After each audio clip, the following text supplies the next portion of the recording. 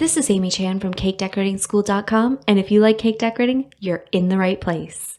If you're interested in these products, check the links in the description. In this video, we're talking about Allspice, and this is a great one to have on hand in your pantry if you're going to do any baking, but it's also useful in a lot of different cuisines. So it's the dried berries of a pimenta dioica tree, not even sure if I'm saying that one right, but they're usually found like this, ground. And it's a great spice to have on hand just because it's used in a variety of cuisines. So think Middle Eastern, Latin America, Caribbean, all of those, plus many more. And it's also great in sweets. It has a lovely flavor profile that people describe as tasting of cinnamon, cloves, nutmeg, and a hint of pepper, meaning that it's like all your pumpkin pie spices rolled into one with a hint of just a little bit note of a spicy kick.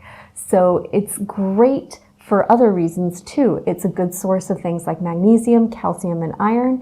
And because you're getting a dried spice, it's going to have a long shelf life, which means it's a great thing to keep on hand in your pantry for when you need it. And if you're experimenting with some different recipes or cuisines from different places, it's going to be a really useful tool.